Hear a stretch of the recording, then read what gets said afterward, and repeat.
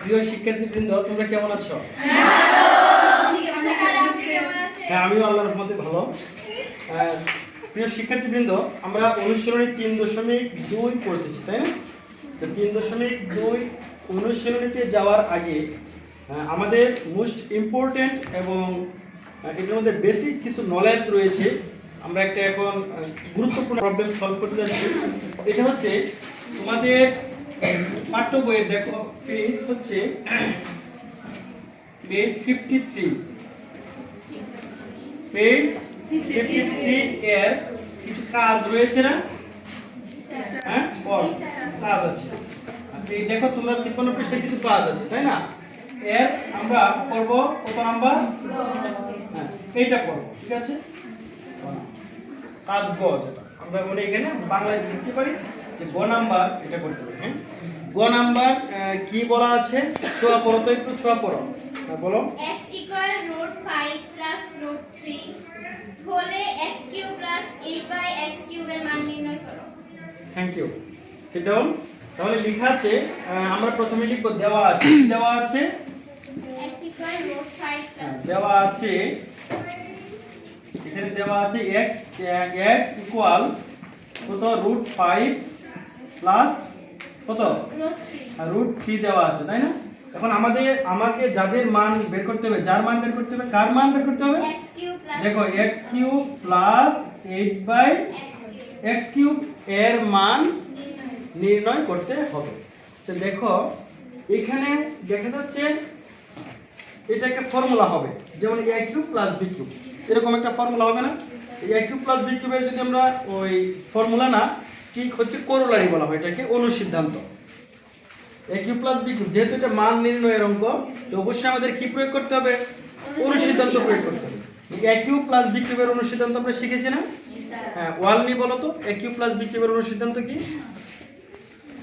a³ + b³ বলো, অনুসিদ্ধান্তটা কি?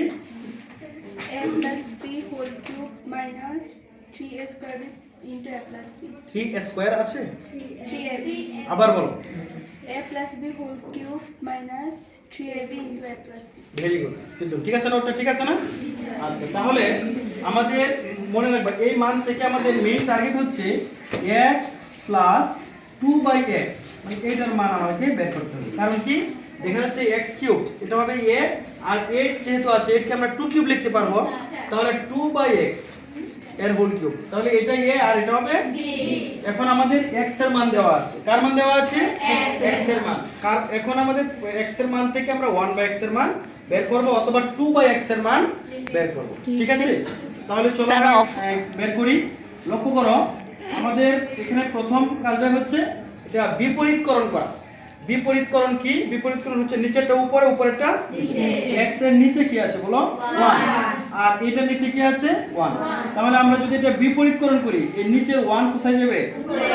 1/x = এটাও হবে 1/√5 + √3। এই যে 1/x, এখান থেকে আমরা 2/x এর মানটা বের করব, অর্থাৎ এইটার মান আমরা বের করব। ঠিক আছে? তাহলে চলো এখন এটা ওই 2/x এর মান বের করার জন্য আমাকে প্রথমে যে কাজটা করতে হবে, এটাকে রুট উঠাইতে হবে। এটা কি করতে হবে? রুট উঠাইতে হবে। আচ্ছা, রুট যদি উঠাই, রুট তো ইচ্ছাকৃত উঠানো যাবে না, আমাকে প্রথমে স্কয়ার করতে হবে। কি করতে হবে? আর স্কয়ার তো ইচ্ছামতো দেওয়া যাবে না। স্কয়ার করতে চাইলে আমাকে এটাকে a² - b² এর সূত্র বানাইতে হবে। কিসের সূত্র? a² - b²। আর a² - b² এর সূত্র বানাই যদি আমরা, তাহলে এটাকে ধরতে হবে a আর এটাকে ধরতে হবে। তাহলে এখন বলো তো কি দেওয়া আছে? a + b দেওয়া আছে। কি দেওয়া আছে? আমরা লিখি √5 + √3, a + b দেওয়া আছে। এই a + b কে যদি আমরা √5 - √3 দ্বারা গুণ করি, দেখো তাহলে a + b হয় না? এখন এটা কি ছিল? কথা বলো, এটা কি ছিল? বেশি লিখছি না? এই বেশিটা আবার উপরে লবের সাথে লিখে দিতে হবে। কেন লিখে দিতে হবে? দেখো যে এইটা আর এটা কাটা গেলে আগের শর্ত ঠিক থাকবে।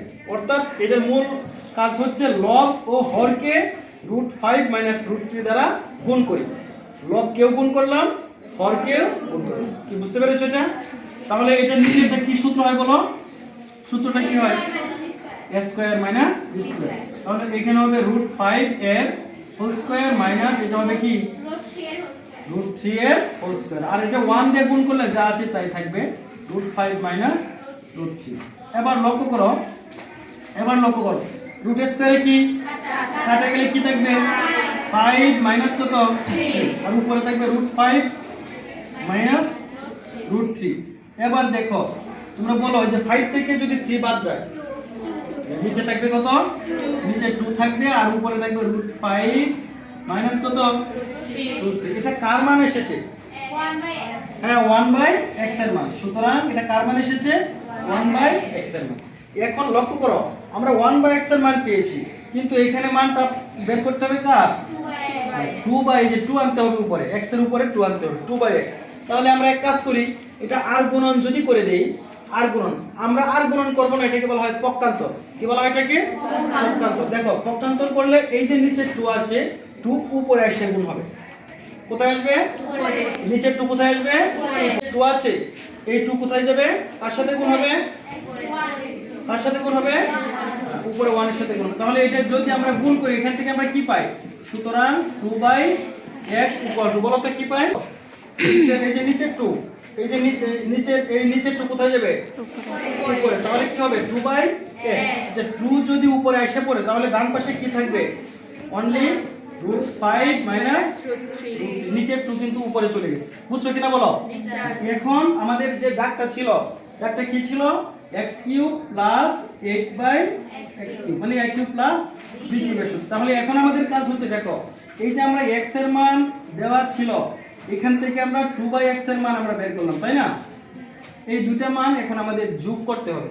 কি করতে হবে অনুসিদ্ধান্তটা প্লাসের হবে না মাইনাসের প্লাসের, এই জন্য যোগ করতে হবে। তাহলে আমরা যোগ করি। দেখো আমরা লিখব সুতরাং x + 2/x = এবার বলো x এর মান কত প্রথমে x এর মান এই যে √5 + √3 পরে প্লাস 2/x এর মান 2/, যে যোগ হচ্ছে কিন্তু 2/x এর মান কি হবে √5 মাইনাস √3। এবার দেখো এখানে মাইনাস √3 আর এটা কাটা গেলে কি থাকবে 2√5। এই হচ্ছে x + 2/x এর মান।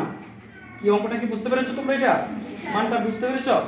তাহলে তোমরা এটা উঠায় নাও ঠিক আছে। এতক্ষণে নিশ্চয়ই এটা উঠিয়েছো জি স্যার বুঝতে পারি জি স্যার থ্যাংক ইউ। সুতরাং x³ +